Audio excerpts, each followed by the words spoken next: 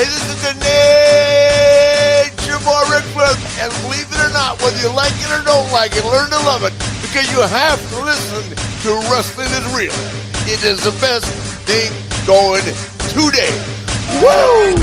The worldwide leader of podcasting excellence, the king of podcasts radio network proudly presents The Wrestling is Real podcast, because wrestling needs us. And welcome to the Wrestling is Real podcast. King of Podcasts here with you once again. Appreciating all of you to join me here on the program. KingofPodcasts.com. Of course, the show is available on Apple Podcasts, Spotify, iHeartRadio, or wherever you find podcasts, YouTube Music. Have a YouTube channel at King of Podcasts. You can find me there as well. All those different places. We're coming up on the second anniversary when Vince McMahon would retire, but then come back as executive chairman the following year, 2023, only to resign from the company this past January. But for the most part in those 2 years, Triple H has been in control of the pencil. He's been in control of booking. Do you want to say there's some other decisions that Vince might have been, overseeing and might have still had some creative control over? Possibly. But that's the main event scene.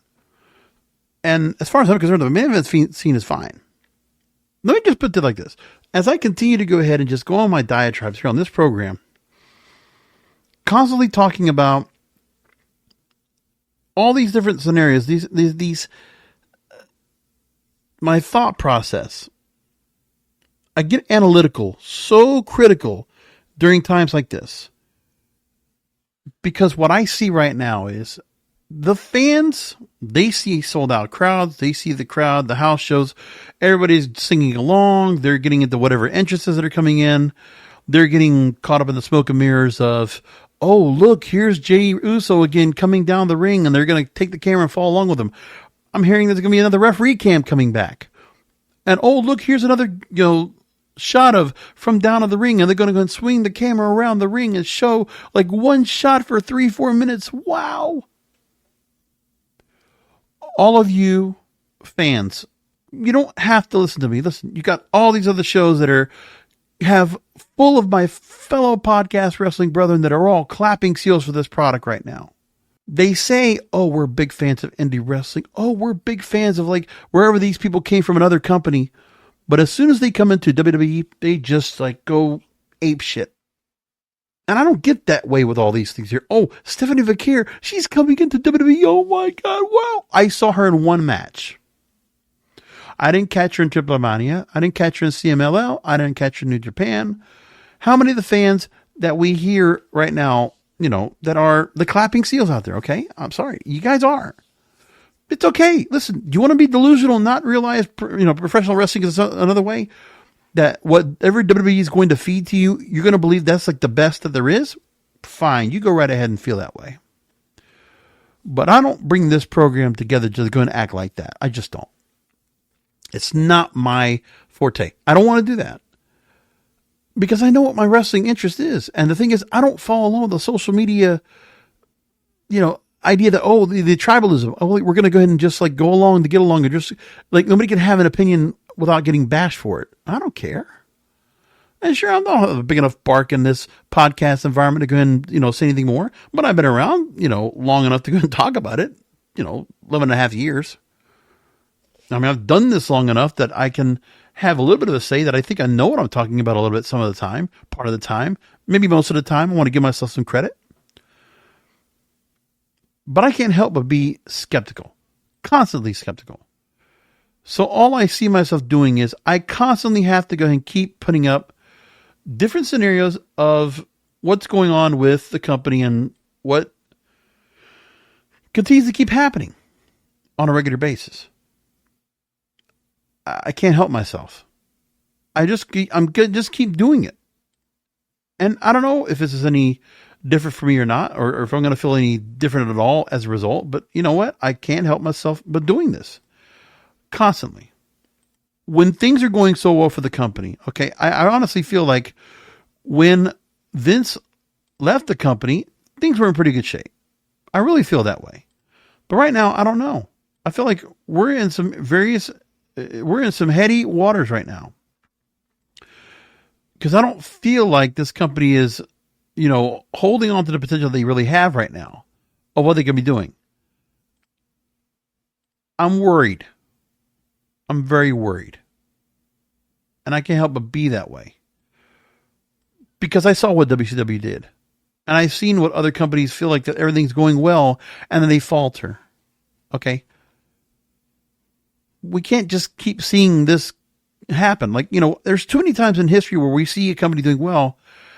And I do this because WWE needs to strive. It needs to do well. Now, as for the boon of wrestling right now that we have, yeah, it's because of the fact that WWE is doing really well in terms of their house shows, their pay-per-views, and then the way they're doing things. Remember, they keep going ahead and giving glorified house shows in other markets so that, the fans out there that are starving for any kind of wrestling, they'll go ahead and just they'll go ahead and cheer about everything because they want to just be better than every other crowd that's out there.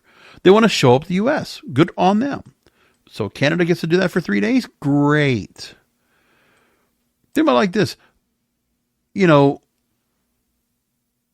NXT TakeOvers, the NXT events, the fact they've been able to go and get some of those shows in other venues, like, in other cities, to try to bring back that NXT TakeOver size crowd. Because, sometimes they can't really pull into a big arena those kind of shows with the NXT roster they have right now, unless they have some stars from the main roster that are embedded in it. Okay, so Stand and Deliver, you're not gonna put that as part of, a big arena show. But because it's attached to WrestleMania, you can put it into a stadium, and it should do well enough with a couple of different main roster talent coming in there, adding into the mix, and then you hope and pray for the best.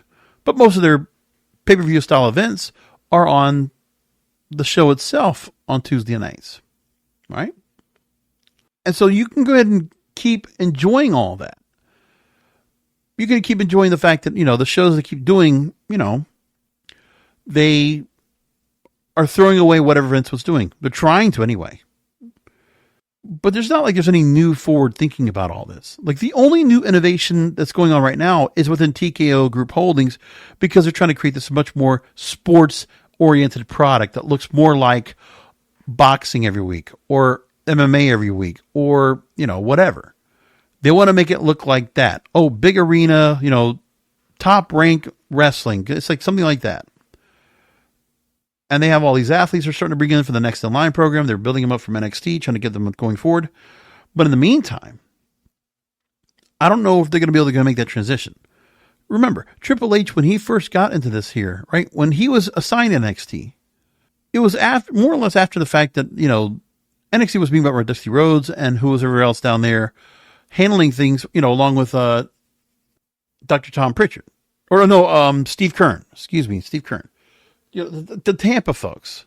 But when they switched over to Orlando, remember, that's when Triple H really came into play. And there was things where even then he wasn't so much in that point in. But remember, when Triple H came into play? Because the talent that was being created on the NXT roster, you remember, we came away with Charlotte Flair, Becky Lynch, Sasha Banks, Bayley, Alexa Bliss. We had all those stars coming in that came out of NXT and thrived at the main event and helped take care of the 2010s for us for quite a while. You had the Wyatts, you had the Shield,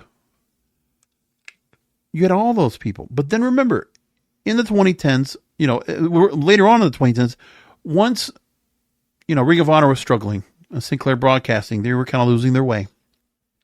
For Triple H, his mindset was when he got to go and be assigned NXT, start booking for NXT. He wasn't going to try to recreate, and build some brand spanking new stars. Not necessarily. For him, it was better off just go ahead and, pick off stars from other companies. So let's go into Ring of Honor and pillage that roster. And TNA and pillage that roster. The people they could see on TV. And maybe some other house shows. Evolve, right? Pro Wrestling Guerrilla. Let's go ahead and pick off some of those people and bring them in. And if it wasn't them, then it's obviously William Regal and his cohorts that decided to go to UK, and we're going to create, other satellite offices, right? Booking offices for all this other talent in other markets. Remember that was supposed to be that initiative that NXT was going to create new, regional offices for what they were going to do? Africa, like it was going to be like a continental kind of thing. That never happened. But for whatever reason, UK, they had a territory they were trying to build off of that. So they put all those people in NXT UK with a little bit of sprinkling them into the NXT roster. But notice how many of those NXT folks from the UK brand that we never saw on TV much. Very rarely, unless you're paying attention to it. Because it was just another show on Peacock. And they decided to go in and say, okay, we're going to take some of these stars and the NXT TakeOver era that we had all the way up to number 36. Right? When they stopped making them takeovers, they just started calling them something else. For whatever reason, they said, well, we're not going to go and do the NXT TakeOver system anymore. We're going to just leave that alone. So as to do what? Like, what was the choice to do instead? Or what were they going to do instead? I don't know. But we really didn't get an answer for that.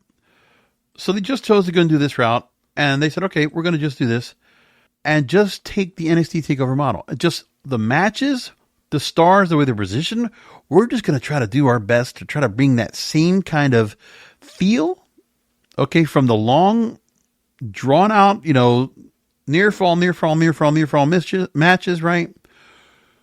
To bringing in, all these different things. I mean, honestly, I think it was in 2019, even more 2018, because remember, for a couple of years, Triple H really had the control on that.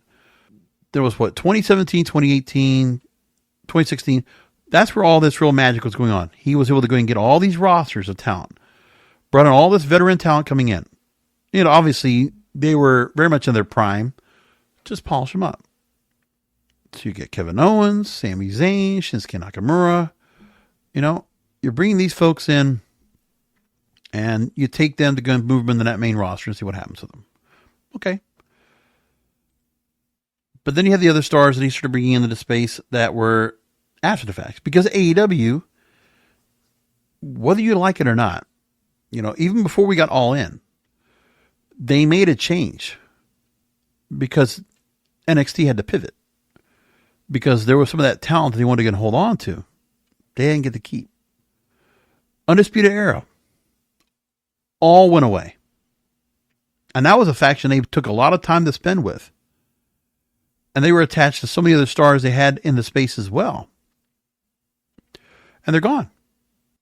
So when you look at what's left of the NXT roster now, that was in that takeover era, right? Even through pandemic, Capital Wrestling Center, whatever it was, Performance Center. Really the Performance Center era. And then just, the tail end of Full Sail. Things just changed because AEW, NWA coming back, right? That all changed everything. MLW returning. Because when WWE had all that time, like when WWE was assigning Triple H, Vince assigned Triple H to the NXT project, there were quite a number of organizations that had not gotten themselves, in a good place. Remember, TNA was like was in its death knell at Pursuit Channel. It was about to die at that point. So Arid was like jumping ship over there. So it was easy for NXT to go and pick up some of these stars and to pick them off and bring them over, which they did. And same thing goes for, when you have other rosters in some other places, like, okay, well, what are you going to do? Like, you got the money. Let's try to get some of these other stars off and like get some New Japan stars and bring them in here. And let's get some other stars from like UK and bring them on over here. See what happens with them. And so you did. Lucha Underground goes under. But then we get TNA resurging. NWA comes into play with power. And Ring of Honor at that point started finally getting themselves off the ground because they were starting to build up quite a bit. They had the relationships with the New Japan. And they got the Supercard done. But then AEW just basically took the Ring of Honor momentum and just took it. Because Sinclair, their money wasn't good enough. They were struggling and did not want to hold on to this company. They weren't willing to go and grow the company out to be a formidable number 2 or anything like that. Sinclair Broadcasting didn't want to do it. We talked about it on this program. So AEW continues to be a detriment to the long-term growth that Triple H was trying to do. And he has been unable to pivot. So what has he done? He's doubled down. So when you look at the reason why Santos Escobar is still on this roster, and I feel like he's gone nowhere. Well, like Otto the Phantasma, it's just like a faction that's there because Triple H made it down there. When you look at Pete Dunne, the Catch Crew, whatever this Catch Crew is, right? When you look at Dexter Lumis, now they're repackaging him into the Wyatt Six. LA Knight they brought in during that era and picked them off from the NWA. Remember, the pandemic also helped WWE in a sense, because when they were able to get back themselves started a little bit sooner than others, that's what they did, except for AEW. That was the one company that stayed afloat best, and TNA to a respect as well. But they all did it like that. But if you look at those takeover rosters of, from 36 into the early 30s of those pay-per-views, you can look and see what those matches were, and you can see how many people that are on that main roster now still trying to make something of themselves, and they're struggling to do that. Because I look back at it. The last numbered 36 was at the Capitol Wrestling Center, obviously, still under pandemic. Karrion Kross and Samoa Joe. But Samoa Joe, for the detriment, this is the part where Vince screwed things up because Samoa Joe was not being used well. Triple H tried to bring him back as, an authority figure, but still didn't get to go and wrestle. Samoa Joe wanted to wrestle, and he left. But remember, he got fired. He got, ego, damaged as a result of all that. And remember, this is the last takeover before NXT 2.0. Only now are we seeing some of the NXT 2.0 stars making their way up to the main roster now. But it took about 3 years for that. Because remember, after this, we then get a repositioning and changed everything up. So that changed everything. It's been a little over a year now. We've had that. No, almost 2 years as well. And then Triple H, we're just going to change it back to black and gold. Because it's like, we're going to just turn things back. We can't just move forward from it. We have to go backwards. So look what we had in that time, okay? Samoa Joe over Karrion Kross for the NXT title. And Joe would be leaving after this. Well, we found out about that. Kyle O'Reilly and Adam Cole, which they're over in AEW now. Ilya Dragunov and Walter, which, they are now embedded into the main roster. Ilya Dragunov just arriving on the main roster just right around the draft time this year. And Gunther, he's been there. They gave him the long run at 870 days for the NXT UK title, which, let's be honest, not a lot of people really paid attention to. If you've really been paying attention to the main roster, you're not really caring about what Gunther did. Only about what he did of his 666-day run as Intercontinental Champion. And then Cameron Grimes beating LA Knight for the $1 Million Championship. Like, again, LA Knight was even losing back then. When has he won a feud of anything that he goes on, right? Think about it like that. And we can look at other shows that they had and who they were pushing up front. Remember, this was Triple H's run right here of what he could do. And that's what they wanted to do. Bring back In Your House and go through and bring the matches that we're going to bring on, right? So Ray and Zoe Stark over Aaliyah and Jessica Maya. Bronson Reed at the time was working with Russ Lee, right? And there was a 6-man tag. And now, funny that Nash Carter comes back, but he's now Zachary Wentz, and the Rascals have been brought back in to help bolster Wesley. By the way, that actually helps Wesley, because now that you've made him lose again to Obafemi for the North America title, and there's nothing left, now you're just going to go ahead and put them together with the Radicals and hope that the Radicals vibe is going to position well in NXT. You're going to give them the stoner vibe? I don't think so. Are you going to take a TNA? Like, really, for NXT, some of the buzz they're getting right now is from TNA. They're using TNA. Like, what has TNA been getting in return?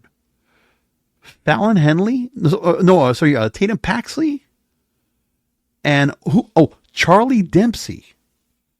This is not a fair trade here. This is not a fair exchange. Let's be clear about that. Look, we got Slammiversary coming up next week. Tell me something. How many of the NXT stars are going to be performing at Slammiversary in Montreal? How many do we have? I haven't even looked that much into what's going on. I got to go and catch back up. But seriously, what do we have at Slammiversary coming up next week that's going to be anything with NXT in it? Let's just see if I'm missing something. Because the TNA World Title, Moose against Josh Alexander, Steve Macklin, Nick Nemeth, Frankie Kazarian, Joe Henry, 6-man elimination match. And Joe Henry is now working, doing some work in NXT. Jordan Grace asked by Elegance, TNA Knockouts Championship, which is a brushback to Rebellion. Mustafa Ali against Speedball Mike Bailey, NXT Division title. AJ Francis, PCO. They are in a combined match, title versus title. TNA Digital Media Championship and the International Heavyweight Championship. The TNA Knockouts Tag Team titles, Masha Slimovich and Alicia Edwards versus Spitfires, Danny Luna and Jody Threat. That's what they have so far scheduled. But there are no NXT names on this. I'm just saying, NXT, they gave up Joe Henry, Jordan Grace, I don't see, and the Rascals. Like, what's the benefit here? I don't like that TNA is kind of like making themselves so secondary compared to like being put on NXT. It's not even the main roster of WWE, right? It's the secondary. That's the part that really kind of gets me like off the wrong way as well. I don't like that. I don't like it. Back to my history lesson. Okay, this time Raquel Gonzalez also had Dakota Kai in her corner, right? We still have her. And Ember Moon was being defeated for the NXT Women's title. Meanwhile, Ember Moon, wasn't being treated fairly or well in NXT. And she's been over right now as Athena and has been the longest reigning Ring of Honor Women's Champion. And she's excelling over there. She's pretty happy over there. And then remember, NXT Championship for the Fatal 5-Way, Karrion Kross beating Kyle O'Reilly, Adam Cole, Johnny Gargano, and Pete Dunne. Johnny Gargano, man, if he didn't have Shawn Michaels as a best buddy, I don't know how he would be over here in this level so often. I really believe that. Like, it's amazing to see this going on like this so much as it is. But hey, good on them, right? Now, I'm not going to, go much into the NXT stuff prior to what was going on with NXT when it comes to the pandemic. We're just going to go back before. Because remember, we really can take much of this at that point. See, the last moment I would say that things were really doing pretty well for the company was when they did have that last NXT takeover before pandemic really kicked in. And that was in Portland. And they put it on a Sunday as opposed to a Saturday. And remember the stars they had in there. That was really this really encompasses who was the real, some of the stars they were really hoping were going to make a big deal that would be on that main roster now and would really be something big 4 years ago. Dakota Kai and Tegan Nox in a street fight. Remember that? Finn Balor, Johnny Gargano in a singles match. They went 27 minutes. Rhea Ripley, Bianca Belair for the NXT Women's title. The Broserweights with Matt Riddle and Pete Dunne, but obviously Matt Riddle, he is no longer persona non grata over there. And they had Undisputed Era. And then Adam Cole and Tommaso Ciampa in 33 minutes with a NXT title match. Keith Lee, Dominic Dijakovic. Dijakovic just being let go. I'm actually curious where he's going to go next. Somebody's going to pick him up, and I honestly think TNA should.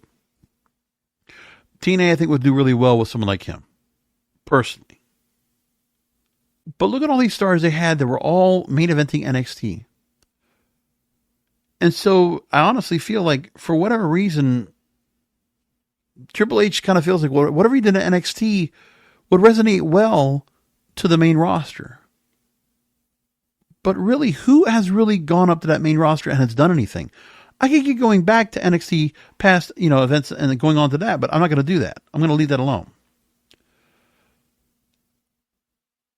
We can leave that alone. But let's go back into the fact of now, let's current date today. In the current era, you have all these stars that are being done right now, what they're trying to do with them anyway.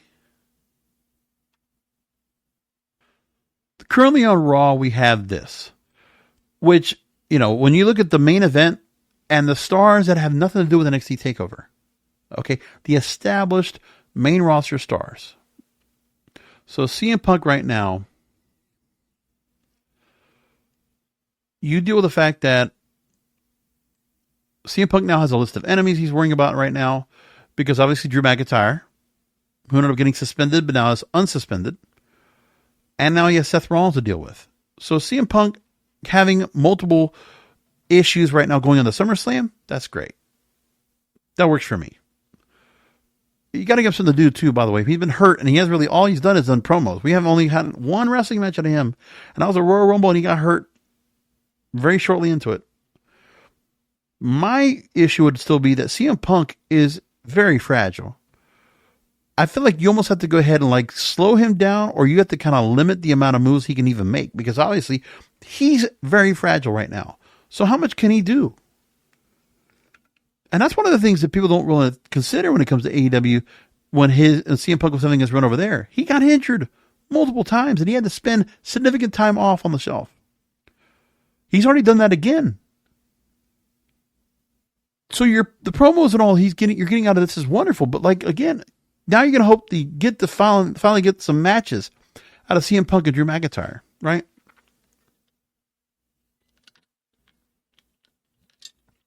Someone was saying this the other day. So, and I heard it just like this. Okay. So I don't know if the card's been made like this or not, but let's just look at it like this. JD from NY I was listening to on his podcast, right? And they go through and say, okay, here's the events that are coming up. With CM Punk and Drew McIntyre, here's the program we're going to have. We'll get 3 matches with them. So you start off with SummerSlam. Then they'll fight again in Berlin. And then a Hell in a Cell match at Bad Blood. I'm just saying what he said. And that very well could be what they're planning to do with them. With both of them. But you're telling me that CM Punk's going to stay healthy enough. He's not going to probably be able to wrestle at all during the week or at cards unless he's in tag team action. Because right now, I don't trust that he can stay healthy at all. I don't believe that's possible. But they're going to try anyway. CM Punk is getting him rehabilitated once again to go back out there and wrestle once again. But you got to expect him to go. And these are not short matches. CM Punk and Drew McIntyre, you got to have these guys really drag out. You're going to have them go plundering around the ring and all this stuff. What are you going to do? So you're going to have these matches go on, and they're going to have at least, 15, 20 minutes of SummerSlam. Another thing like that in Berlin, and Hell in a Cell probably has a 30-minute match. And Bad Blood won't even have a title on the line. It'll probably be Punk and McIntyre and Hell in a Cell as the main event. You're asking a lot of CM Punk, who's fragile, who is hurt a lot. But they'll have to figure that out. I don't know how they do it, but we'll have to figure it out. Now, that's a good part. Cody Rhodes of the Bloodline, I got no problem with that. Like I said, we need to find out what they're going to do on SmackDown when it comes to Cody Rhodes and my proposed idea about the Bloodline. I said it last week, that Jacob Fatu must now be currying favor by Solo Sikoa. Solo Sikoa trusts and wants to wants to look at Jacob Fatu in a higher light than the Tongan brothers, who have been failing Solo Sikoa over and over. Right now, we don't have Solo Sikoa, anyone for him to go ahead and start lashing out over. He can't be happy all the time. He might have been happy that he won the match, that he got the pin on Cody Rhodes in the 6-man tag at Money in the Bank. So they'll have that. But, some of you might have seen the botch that Tama Tonga made where when he tried to go ahead and low blow, that he ended up hitting, Solo Sikoa in the head. So, like, there's a lot of, like, iffiness going on that the Tongan brothers, they're not doing well. They're not winning at all. They're not really helping as much. They're just stooges.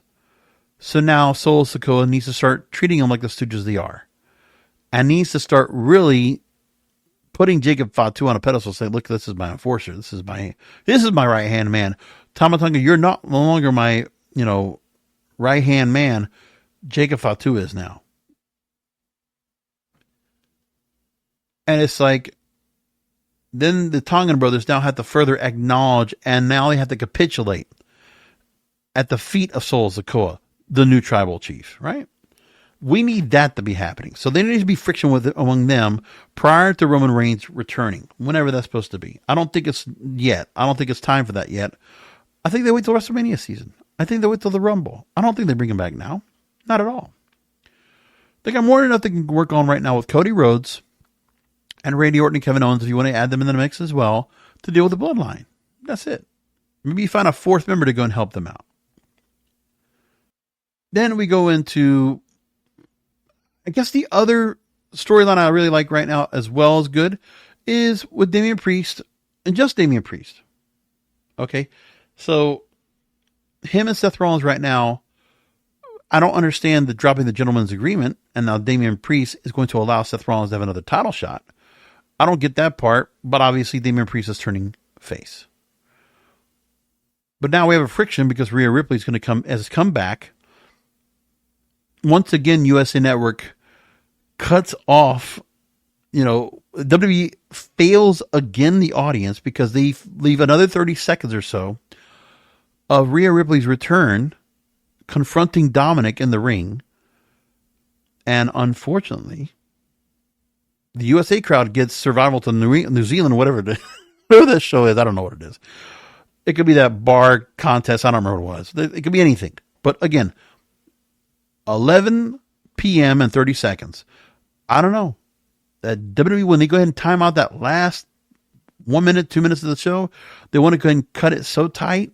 Well, they keep cutting something off. And the funny part is, I already had problems with the USA app right now as it is. So I haven't been watching on the USA app. I had to go find out some other place. So I get a feed from TNT Sports in the UK.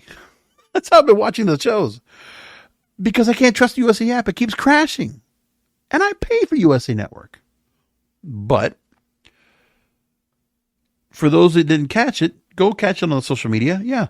Rhea Ripley, not only did she confront Dom, but then she started walking away from the ring down, outside the ring, and Dom's following her and tries to get in front of her to stop and talk, and still nothing. But we almost missed the attempt to hug Rhea Ripley because the show was running late, as always. For whatever reason, all the other, partners that the broadcast partners that WWE has, they get Raw done at a certain time. But for whatever reason, USA Network, are they cutting off the show 30 seconds earlier? Or what? Because they keep doing it. And people might not be paying attention to it, but I do. And I saw it. Because I saw people complaining about it again. They cut it off. Another Judgment Day angle. At the main event angle, that's very important to their storyline, and they cut it off. Anyways. So those things right there, that's the good of what WWE's doing right now, right? The Bloodline, Cody Rhodes, I could justify that. CM Punk, Drew McIntyre, by far, best storyline right now they have. For a storyline that we don't even have these guys wrestling yet, but they have told this story now for months. Again, going back to January, Drew hurts, quote unquote, CM Punk at the Rumble. And then we get the trifecta, the screw jobs. Great storyline. All-time storyline. This is really good. But it still matters that CM Punk needs to be healthy to be able to complete the storyline at least. Like, if you want to make something off of the fact that, okay, CM Punk left AEW, he got fired, and WWE went ahead and made good to make sure they can get CM Punk and sign him, because I'm sure he didn't come cheap.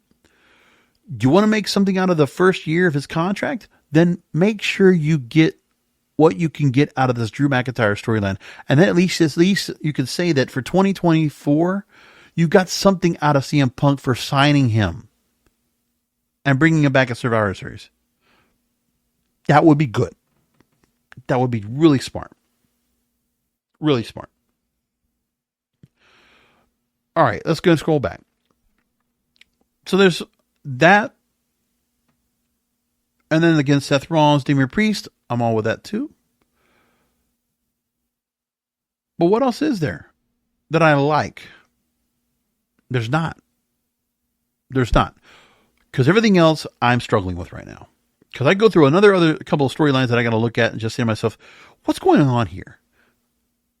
Because this is this NXT TakeOver level roster. 4 or 5 years matured, now coming on to the main roster. They're not over.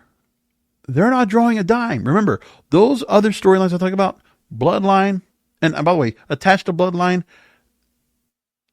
Sami Zayn, attached to Bloodline, Jey Uso, anything got attached to Bloodline, okay? Cody Rhodes, Kevin Owens, Randy Orton, all that right there, right? And then add what? Let's say Damian Priest, let's say Seth Rollins. It's funny. Everything that was attached that had some kind of 6 degrees of separation from the bloodline, those are all the things that are drawing right now. So WWE right now, for their credit, the main event and some of the semi-main event is benefiting the company right now because of their attachment to the bloodline. Because they were all in some way, shape, or form, they were part of that bloodline storyline when it was Roman, the Usos, and Solo, and Paul Heyman. They all benefited from that. I really noticed that right here. And then there's everything else. That's not so much. Let's try to get some of this here. Okay, so first of all, yes, Sami Zayn, he's still over, obviously. He is the babyface. He's the champion. He did beat Gunther. They've obviously moved on from Chad Gable and the feud that he had with them from WrestleMania. Now we're at the point where Braun Breaker's been his latest adversary. Sammy beats him clean. And then they had to go through like so much to try to go ahead and get the heat back for Braun Breaker. For having him pinned clean. A clean pin. They chose to do that, and now Braun Breaker, you're not helping. I don't care how big his name Sami Zayn is. But that was a title shot for Braun Breaker, and he loses clean like that. Green. How dominant is Braun Breaker in this new role, this badass here? The dog, with the dog, with the whole dog pound thing going on again, right? What's going on there? He's not Dogface for Gremlin. He's no Big Papa Pump. He's not giving me any kind of vibe like that. He's not giving me any kind of Steiner feel to it. It just feels, contrived.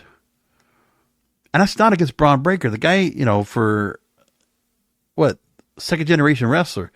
I would hope that this guy would get a chance. I'm starting to get that feeling like, well, can Braun Breaker get over in this company? Because you know what's going to happen. I believe this someday. Braun Breaker's not long for WWE, right? They might say that, but they're going to exhaust so many different ways of trying to get Braun Breaker over. And they're going to keep him one-dimensional. Because what Braun Breaker is right now is no different than what he was at NXT. Remember when he had the NXT letters and he broke them in half? Yeah. Other than that, it's still the same Braun Breaker. And now you're at the point where you gave him 2 title runs. Didn't matter on that main roster. He's just another person in the house shows to just woo.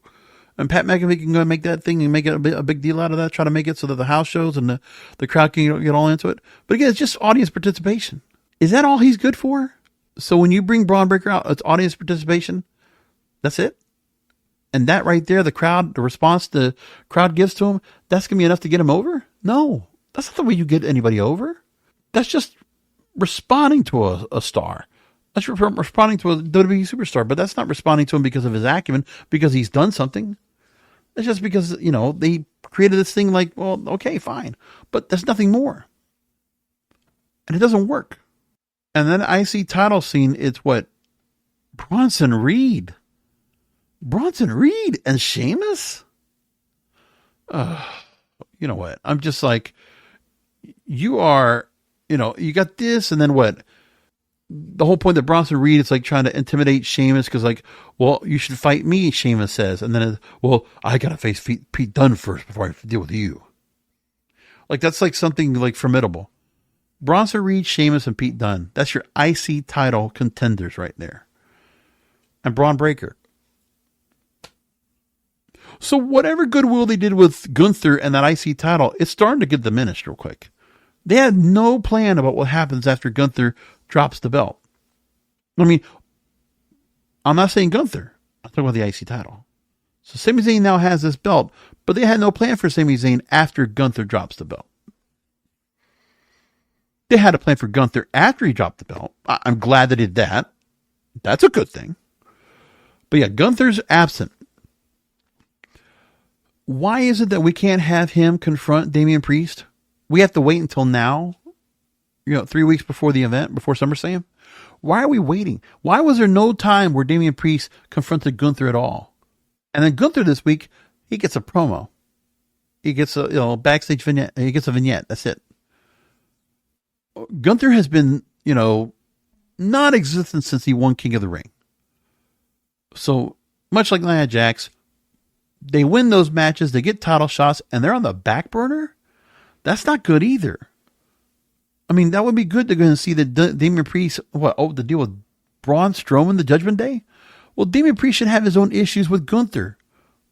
But they're making it right now where Gunther's basically like a face, and Damian Priest is turning face. And so Gunther right now, as promised, he's going to get his title shot in SummerSlam. And now you're going to only have 3 weeks to try to build some heat off of this. See, that's the other problem. You're creating audience participation, but you're not creating heat. There is no heat involved with all these stars of the NXT TakeOver era. None.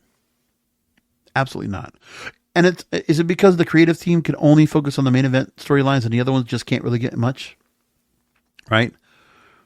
I mean, of course, we can't take much time to go and do Carry On Cross and Final Testament against New Day. Tell me why we're going to care about that. I look at it over, I was like, listen, New Day's kind of like been decimated already because of the fact that they don't have Big E out there. And New Day's been irrelevant for years. They haven't been tag team champions. They're not doing the whole, 5-time WWE tag team champions. Like, they haven't done that in forever. They've just been around. And whichever faction they have to go and take on, whether it's Imperium or whether it's Final Testament or Street Profits, it's like, all right, whatever. But that's all they've done is just like, okay, who's the next program they're going to work with? But that's all. But their audience participation as well. Xavier Woods is not going for any tag team or any singles gold. They never looked at it for him. And Kofi's already had his run. By the way, I mentioned Braun Breaker, the fact of this, and I didn't even mention the fact that Sami Zayn, again, he's a punching bag. He takes the brunt of his opponent's attacks. He's been bashed by Chad Gable and his team and Alpha Academy. By the way, nothing about Alpha Academy whatsoever with Chad Gable in the storyline. I think, did we see Otis and Maxine and all them? Yeah, that was backstage for this last week. Yes. So in catering. And then Chad Gable, why is he still being attached to the point that it's always the YS6 and Sister Abigail coming out to interrupt Chad Gable's matches? And by the way, they don't attack him again. They're just coming out during his matches. So he's getting scared because they're coming out again. Well, they haven't done anything to him. And I don't understand, why are we going with the VHS tapes? Why does it have to be the VHS tapes over and over? And doing it like this way? We have to do an antiquated horror story. It's got to be something out of, like, I don't know, whatever. It's like the YS6. If they're going to do anything that's kind of horror related, they have to go backwards. They have to go back and do something that's like from the past.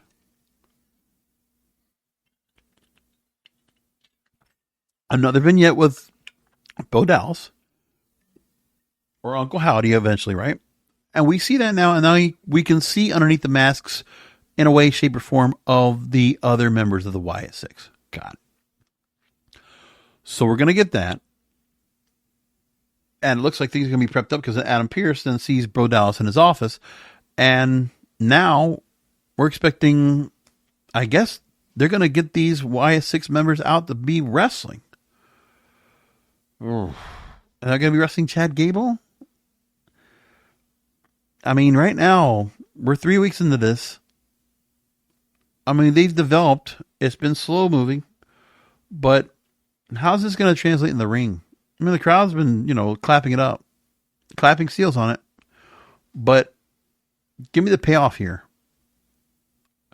Are any of these stars right now going to really benefit from being part of this faction? They're here because they're misfits. Basically, they're misfits. Because when you try to ask yourself, what are we going to get out of all these stars? Is somebody going to come out of this pack and really become like breakout stars? Like, give me that part. Does anybody see that at all? Does anybody see that? Because I want to be able to understand this. Eric Rowan, Dexter Lumis, Joe Gacy, and Nikki Cross. Okay. So as we know now, we know that some of these stars, we actually know who they are. We actually saw them with Bo Dallas and they were showing themselves. Joe Gacy, Dexter Lumis, Eric Rowan. And now we're going to get these folks coming in here on their own. They've never been able to do anything in terms of character development. And now they're going to get brought here as a faction to hopefully do something. Who are they going to run roughshod over? I'm trying to figure that out. Like, who's going to be, the important part of this? I don't know. I don't. And then if we already had the men's side with the Final Testament and New Day storyline that I'm not going to care about much, we just know it's there. It's a placeholder on Raw. It's a segment on Raw. It's just holding a spot because they got to fill it with something. They can't have all these matches that go 15, 20 minutes all the time. They got to have something else going on. So that 10 o'clock hour, yeah, they got to put something in there. So Final Testament on Raw. And now we get a new feud, which Damage Control now, they get a win, and now, they're on a different track, a different trajectory. Because they beat, who was it? Caden Carter, Katana Chance, and I forget who else was with them. And now we have a newly formed alliance. I call them the Drive-Away Dolls, because that's the movie I thought of, because, if you know the movie, it came out this year. I'm just going to leave it at that. Like, I'm not dissing any of these folks. Shayna Baszler, Zoe Stark, Sonya Deville. But yeah, WWE's version of Drive-Away Dolls. They're now a faction.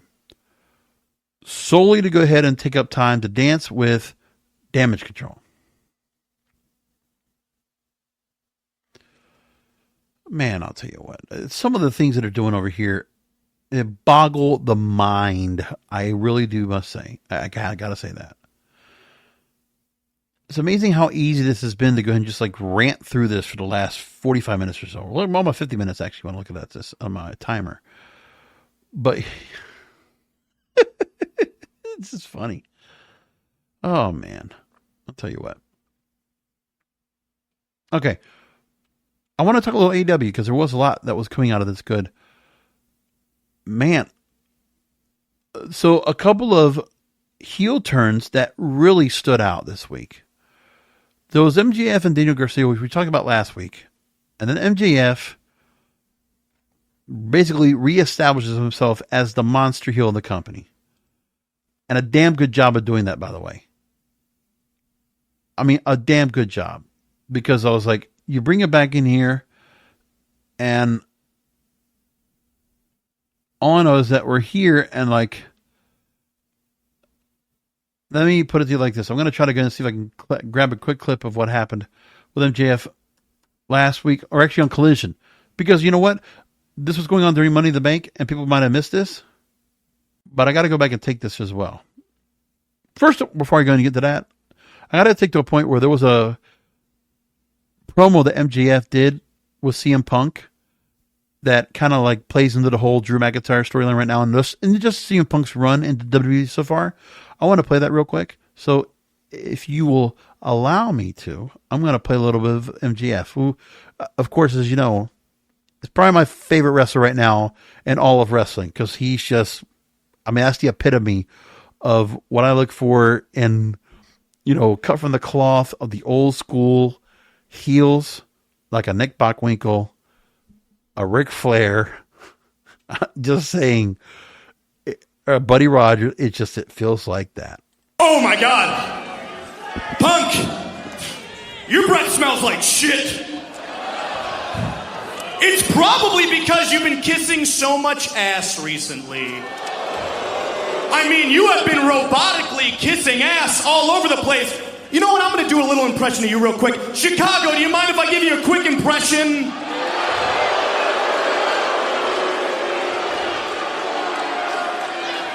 It sure is great to be back here in insert name of town. I sure do love being a part of insert name of company. Gee whiz, I sure am looking forward to my matchup against insert name of opponent, Robotic Pucker Up Punk. You've gone soft, man. Your hair's going gray. And based on your eyes, if anybody needs to go to sleep, it's you, bud. You know what, ladies and gentlemen? Something just hit me. This is no longer CM Punk. This is PG Punk. I do miss when MJF was having this role with CM Punk. Honestly, that was one of the best things that ever came out of that whole run with CM Punk. And honestly, CM Punk still needs to go ahead and give credit where AEW really just restored, and showed how much potential there was. But what CM Punk did over there, pales in comparison to what he's doing right now in WWE, where, the storyline is good, the promo is good, but he's got to be able to wrestle. That's the part I got to worry about and see if he's going to be able to do that or not. Tonight, MJF, once again, now he sets himself up for Will Ospreay after the Daniel Garcia incident where he just decimated. Seriously, AEW, when they want to do a heel turn, they do it really, they do it nasty. Let me tell you that.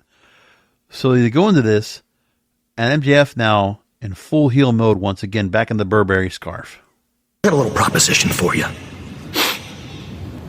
Say next week, MJF versus Will Ospreay for the International Championship. That way, for the first time in your career, you ain't gonna be wrestling for stars, Will. I'll be punching you in the face until you start seeing them. Good stuff. The other thing that was really impressive tonight on Dynamite was, and I didn't expect it to go happen like this, but man, to see Mariah May just destroy, and I mean, I guess that's part of the thing. Like, I really enjoyed the Mariah May, time with Toni Storm. Like, I enjoyed that relationship, but oh my goodness, man, this was gruesome. I can't believe after everything that happened that, obviously the whole thing with Mina Shirakawa and all that. Yeah, true. But man, they just, it's all done. And I was thinking, Mariah May, we were loving her, man. Like, what can you say? And then she turns out and then becomes completely changes. I get it. It works, but oh my God, this was incredibly crazy. I mean, I'm going to play this back because I'll tell you, when I looked at it again, I was just saying to myself, wow, they really went that route with Mariah May and Toni Storm. Talk about a match we're going to have now being set up over at Wembley Stadium. That shit looks wild. Vivid Home Security is trusted. And keep in mind, Mariah May won the Owen Hart Cup tournament. And now we know that Mariah May earns a title shot against Timeless Toni Storm. So this is the last 2.5 minutes. And I need to look at this again and just see how devious, how ruthless Toni Storm was at the end. And by the way, Toni Storm selling this like an actress, like a screen actress of the old. This was a bit disturbing, I must say. Women's World Championship Sunday, August 25th, all in London. The London native, Mariah May, going home. Tony Storm having no clue what was going to happen on the here. 25th. The love affair of our age. I'm mad about Miss May. And Nigel, I think the only person happier than you. Skipping along, I never saw it coming. She's skipping. Let me sing. I know it's stupid to be mad about Miss May. I'm so ashamed of it. But oh my God! What the hell? Good strike with the belt. And whipping her with the belt. Oh my goodness. In the head with the damn belt. He bashed Luther with it. What the hell is wrong with Mariah May? She has snapped. Has she snapped or has she been planning this all along? This is her mentor. Oh my God. Oh, but Tony Storm's been busted open. Mariah May just Tony Storm selling so well here. God, Luther. Like, what a transformation. Luther sent sprawling Tony Storm. A bloody mess. Seriously, a well-done heel turn. One of the best in a couple of years. Nigel, what are you going to say about this? Because I was invested in this, emotionally invested into it. I really enjoyed it. And she just destroyed it. And right here, Tony Storm getting the heel smashed over the head. Oh my God. And it looked so good, by the way. And Tony Storm just looking like a Somebody corpse needs to stop this as woman. this happens. Was this her plan all along? But this is going to lead to some amazing feud coming up First now. opportunity to betray Tony Storm. Mariah May bashing Aubrey Edwards. There's no control in her. But so well done. So well done. Mariah May.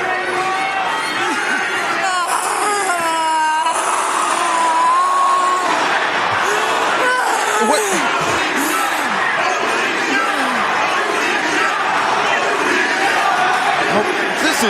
She's a psycho.